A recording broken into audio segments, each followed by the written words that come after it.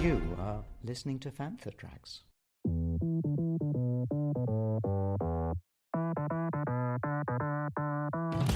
It's time to get all your Star Wars news in a single file. This is Canon Fodder.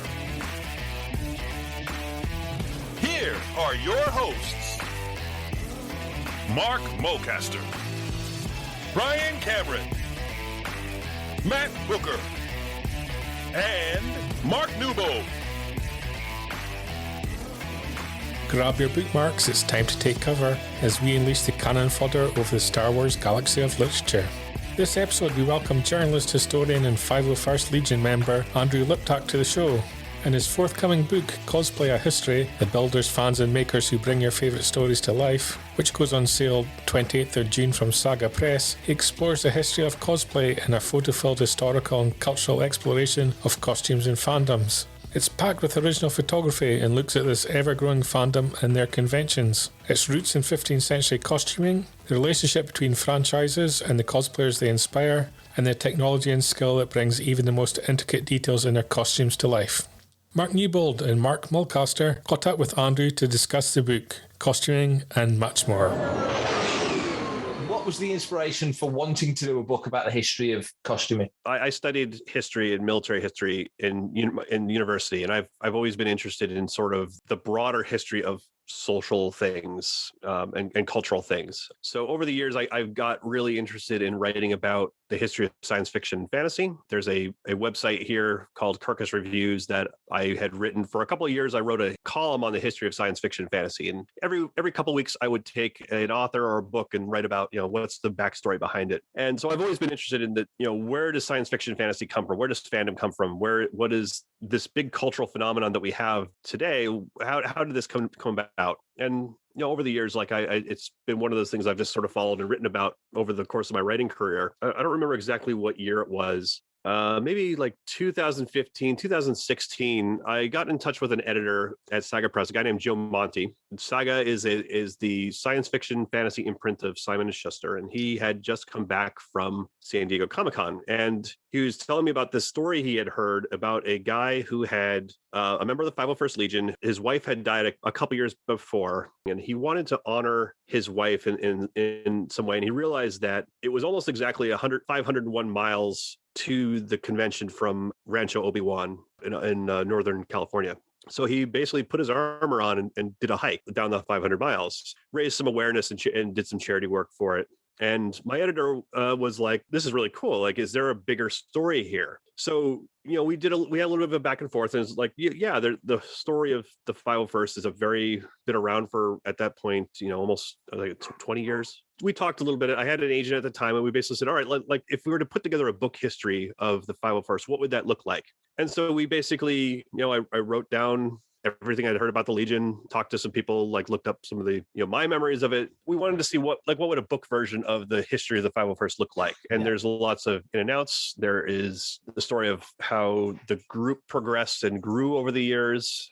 I put together an outline and sent it in, and they were interested. They sort of got hung up on approval for this book about Star Wars. They wanted to talk to, sort of get an official sign off, and that we just, for whatever reason, that just never happened. So we sort of put the project aside. This is probably about maybe a year and a half, 2 years into it. And around the same time, I got a new agent. I was still interested in the idea. And as I had been developing the idea of the project, I realized that you can't really tell the story of the 501st without also telling the story of the Rebel Legion, and also without telling how did we come to dress up in costume, and what else in the environment, the cultural environment, was going on that made cosplay possible. And I sort of realized that, the 501st comes at a moment when cosplay is becoming this big mainstream activity. You see it in big TV shows like The Big Bang Theory. There was a Taco Bell commercial that utilized Saga, like the comic book Saga. That to me speaks to a very high level of mainstream awareness of this particular hobby, that wasn't there 10, 15, 20 years ago. Basically went back to my outline and basically going to look at the history of the 501st, but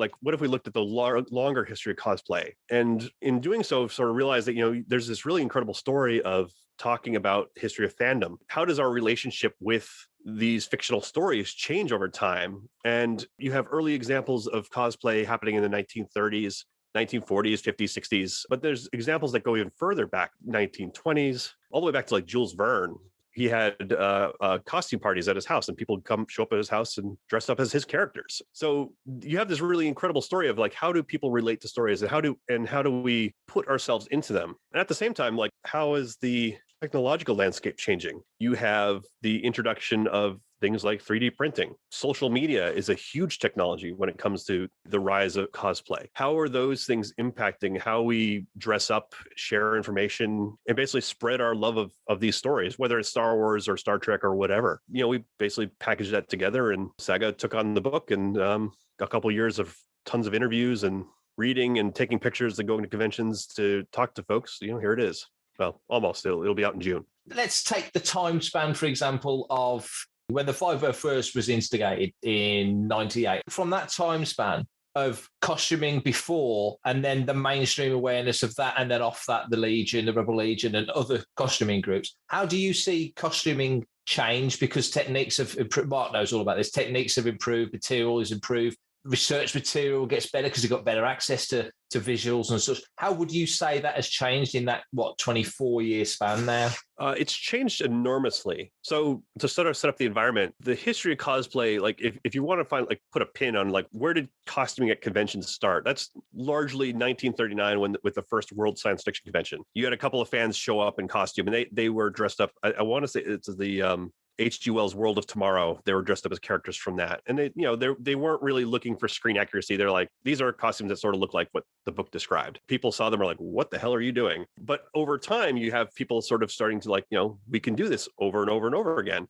They did costume parties. And so over the years, you have this small core group of people building costumes at conventions. And that's pretty much all it was for a long time. Star Trek sort of comes in and changes things. You start to have this whole new fandom emerge. Then start with Star Wars. Obviously, it explodes because it's such a big film. You have people dressing up as rebel pilots and making stormtroopers or Boba Fett out of cardboard. In the 1980s and 90s, you have like the rise of the costumes that we wear today. Like there's the early versions of the stormtrooper, like the FX armor, and the sort of things that underpin the growth of the 501st Legion. With the start of the 501st, you have this whole sea change of environment, and I chalk a lot of that up to the rise of the internet, because you have forums where you can share ideas. You have like places like the Replica Props Forum or cosplay.com, or there's a bunch of really influential anime sites where people would get together, they would share their techniques, they would plan out when they're going to conventions, and they would just, that is sort of like the where this started to get supercharged in the sharing of information. Because the technological advantage here is you don't need to go back to square one as an individual just to make this stuff. You can take the path that other people have taken. Tons of people have made stormtroopers. You have build threads that you can follow, step-by-step instructions, put your thing together. You don't have to do all the research on your own to figure out, what are all the little greebles on Boba Fett's armor or on a Tusken Raider, or how to put together, scrutinize the films. Nowadays, you have costumes that are being built before the films even come out. Like I dressed up as a shore trooper. I had that armor ready to go for the premiere of the film because we had a dedicated Facebook group that was designed to put together all these people to put this costume together. I knew where to get roughly the right paint color. I knew where to get the armor, how to assemble these different parts. That's been a huge, big thing. More technological things like 3D printing has been a huge recent innovation. There's a guy named Sean Fields who put together a set of shore trooper armor for free to download. Not the 100% most accurate version out there, but he could upgrade it. And you had a ton of people download that and print out the armor themselves. That's the huge thing. Like you can find random little parts. I dress up as a Attack of the Clones clone trooper. I wanted to get a set of binoculars. There's not a lot of AOTC clones out there because it's just the movie wasn't as popular. The armors you're only seen for a little while. There's a couple out there, but it's not as much. As a result, a lot of the accessories are harder to find. And if you wanted to get one made out of resin, you'd have to find somebody who would build the mold, design it, do a run of 10 or 15 of them to make it cost effective. With 3D printing, they all they have to do is just throw the design up on Thingiverse. I download it and have a friend of mine print it off, and then I can finish it up, and you take away all that extra work. That's been a big thing. Hello, I'm Ahmed Best, and you're listening to Fantha Tracks. Another major thing, I don't know if I call it a technological thing, but like the innovation of using foam to build armor. That's been a huge thing because it's cheap, it's flexible, easy to manipulate, and you can make really complex designs out of it. And I know groups like the 405th Infantry make Halo armor from it. You can make any number of anime shows, they're with these really intricate designs. Foam is like the way to go because you don't necessarily have like a stormtrooper where they all look the same. You can basically just churn them all out. You have all these very individualized costumes that have come out because of video games or different versions on anime shows. It makes it a little bit harder to do like a one size fits all type of costume. Those are a couple of those changes, but yeah, the biggest one I think is just the community building resources that are now available to fans and to costumers. I've been costuming with the Rebel Legion since 2007, and back then there was definitely a clear delineation between what we did, because generally in the UK, 501st and Rebel Legion was referred to as costumers, and obviously cosplayers, and the two were kind of slightly different, and there was, you know, a two-tier system. But over the last, especially let's say the last 5 years or so, we've really started to see that actually some of the cosplay costumes are far more intricate and better built than some of our costumes that we have in the Legions, which is quite nice, because now actually we're seeing this merging of both communities, and we now recruit a lot more members from conventions than we used to do. It's just really interesting as how everything has kind of merged together, and like you said, it's down to the internet and Facebook especially. I think it's been very, very beneficial for it. So yeah, so is there something specifically, you know, interesting you found out about how, when you're doing research, were you looking at specifically just America, or were you trying to keep this kind of global just to get an idea? Because obviously anime cosplay is quite a bit different to, you know, obviously what we do in the 501st and the Rebel Legion. That's a good question. No, I was trying to take a real global approach to this, because the interesting thing is that, you know, fandom is not limited to just, you know, select media markets these days. You know, Star Wars was a worldwide phenomenon, and the advantage of things like streaming services and film franchises is that they go all over the world, and it's a connective tissue that you see from all over the place. Less so with Star Wars. Star Wars does not seem to have quite the cultural penetration there, but like Marvel, that is the huge thing over there. And it's what's cool is that, you know, I'm a huge fan of Iron Man. There's people literally across the world that are also fans of the character for the same reason. So you see cosplay spread out in much the same way all over the place. Rebel Legion and 501st, obviously we've got people all over the world, which is, you know, I think a good testament to the type of organization that and the spread of this hobby is out there. And again, like the nice thing about having an internet forum that has all this information is that you can be anywhere in the world and pick up these build tricks. Like you can order, you know, these materials. If you have a 3D printer and you're in Russia and you need this part that somebody in the United States made, like you can go ahead and download it. The book, I tried to take a wide approach to what cosplay was and where it was taking place. You know, I talk a bit about Japan because it's a huge element to this. I talk about fandom all over the world. There's a little bit of a U.S. centric because you know I'm in the U.S. and it's sort of what I'm familiar with. And same thing with like the 501st. Like it's a little slanted towards the 501st as opposed to the Rebel Legion, but. The idea was to try to provide like a really broad umbrella for like what cosplay is and, you know, who's practicing it, which is to say, you know, everybody around the world. And it's a vocation and it's a calling that I think it can appeal to anybody, no matter where they are or how they identify. I think it's a great way to, you know, just see this as a sort of a social phenomenon. It feels like we can be an extremely divided world sometimes, you know, because of everything that goes on in the real world, whether it's COVID policies or particular political affiliation. But, you know, you can still be part of a group where, you know, you do have this thing that connects everybody together. And I think that's one of the great things about cosplay as a movement. It's this nice binding tissue for everybody. People can learn a lot from this sort of thing. For everything in one location, daily news, reviews, interviews, podcasts, video and social media feeds, bookmark fanthatracks.com for Star Wars news 24/7, 365.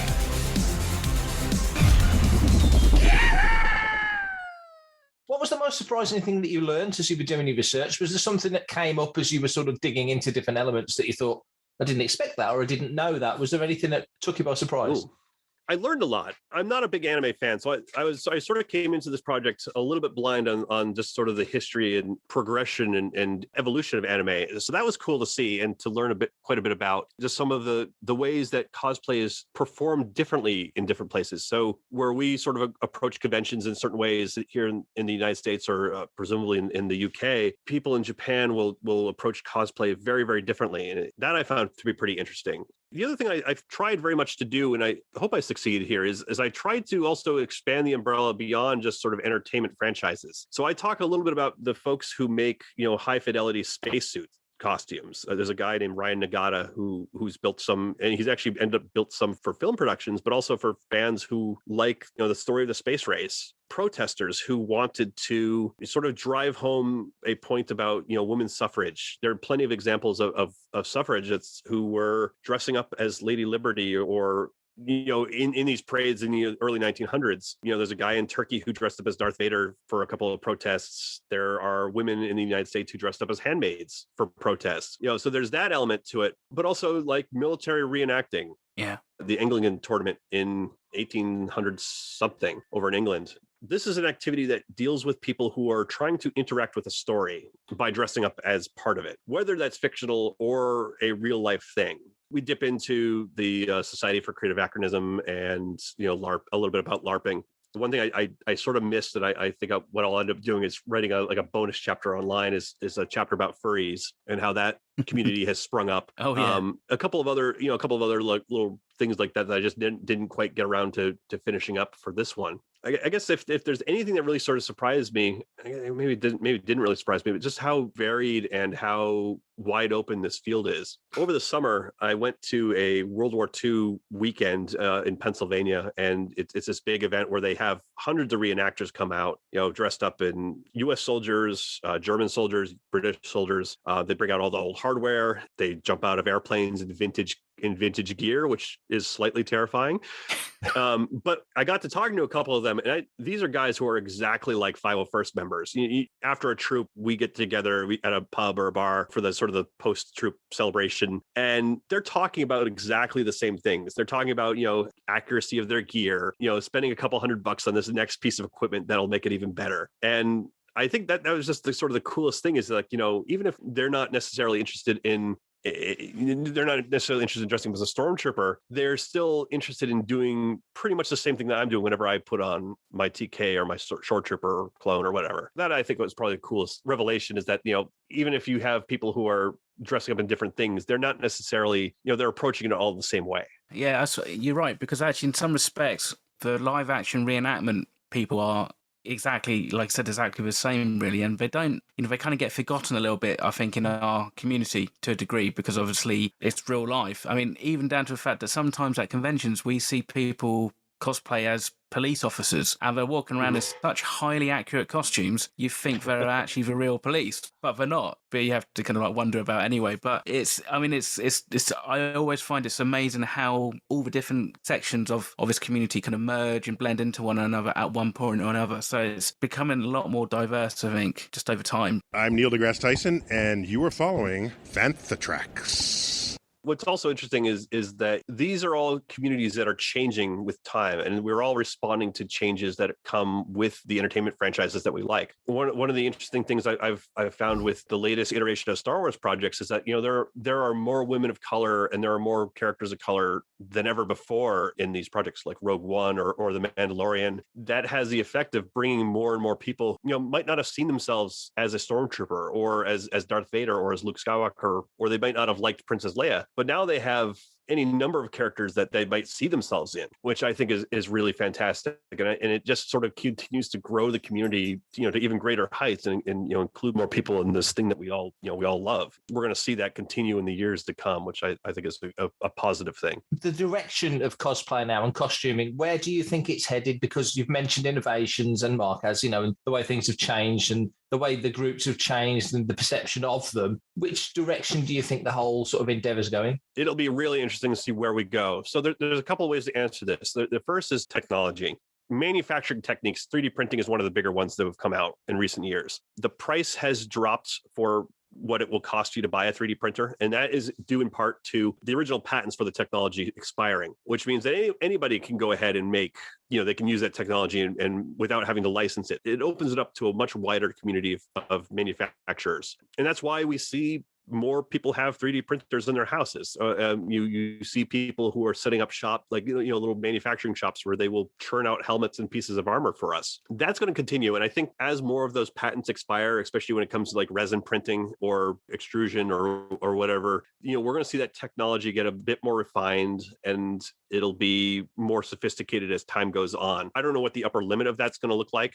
My guess is that we might see stuff that is just, it comes off the plate that's a little bit more polished. I don't think we're ever going to get to a point where you can print up a Han Solo blaster and pick it up and it'll be perfectly ready for 501st Legion approval, but you'll get closer and closer. You don't have to quite put in so much work to get that done. I think we'll continue to see new social media platforms, TikTok, Instagram, like those are, visually oriented platforms. They are perfect for what cosplayers do. We can perform for our followers and post up our pictures. And I don't know what we'll see next. Presumably there'll be other platforms that'll come out and they will be, we will figure out ways to use them. And as we have these new platforms, we'll have more people who will find communities that will coalesce around them. I would say Instagram was a big help while I was writing the book. I would just add up cosplayers and just see what people were doing and, find people to talk to that way. The other element here, I think, is, and I think it's a bit of an unknown, is just how permissive will big content studios be of our actions. So for a bunch of, for a long time,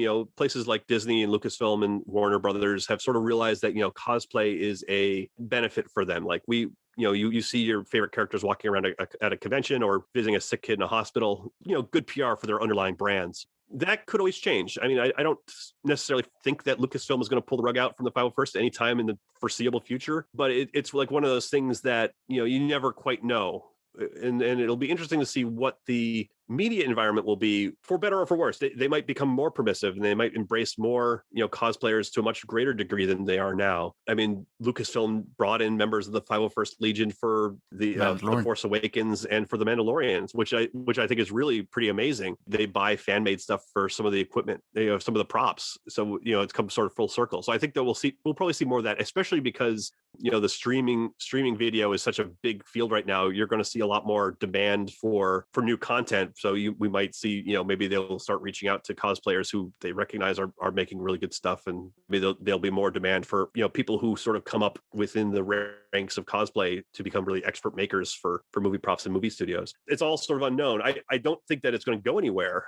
I certainly think that cosplay will continue to go strong, and as COVID goes away, people will start to go back to conventions. I think it's just going to keep growing, as another way to express your fandom, and I think that's a good thing to do. It's a good way to build community. It's a good way to make new friends. It's a good way to be creative. So hopefully it will keep going. I'm sure it will. But I know everyone's looking forward to reading the book. We both certainly are. It sounds fascinating. It's good that someone's put a spotlight on it, because it feels like something that should have been done a long time ago. So it was a smart move on your behalf. I'm really excited for people to read it. It'll be out in June. I'm pretty sure it'll be out in the UK. I don't actually know 100% for sure, but there'll be ebooks and whatnot. And my goal is that it's an accessible book that if you're a 501st member who's been in it since the start, or if you're just somebody who's coming to the scene new, or you're just kind of curious about it, my hope is that it'll appeal to everybody who's sort of interested, no matter where they are. And I hope that sheds a light on, this is not just, the 501st Legion is not the end all and be all of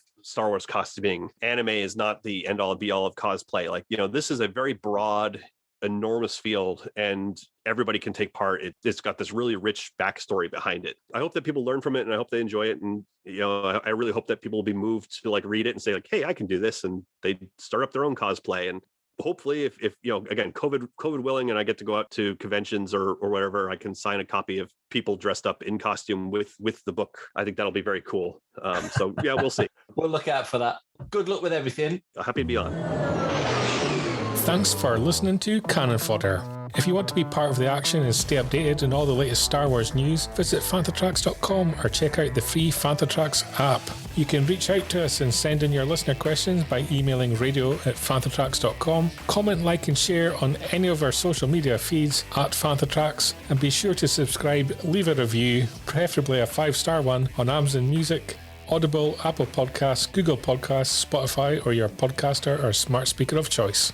And as always, thanks to James Semple for composing the Fanthatracks intro, and Mark Daniel and Vanessa Marshall for our voiceovers. And remember to tune in to Good Morning Tatooine, live Sunday evenings at 9 p.m. UK, 4 p.m. Eastern and 1 p.m. Pacific on Facebook and YouTube. And check out Fanthatracks Radio on Fridays at 7 p.m. UK for new episodes of The Fantha from Down Under, Planet Leia, Desert Planet Discs, Start Your Engines, and Canon Fodder. Coming up next on Fanthatracks Radio, it's Making Tracks.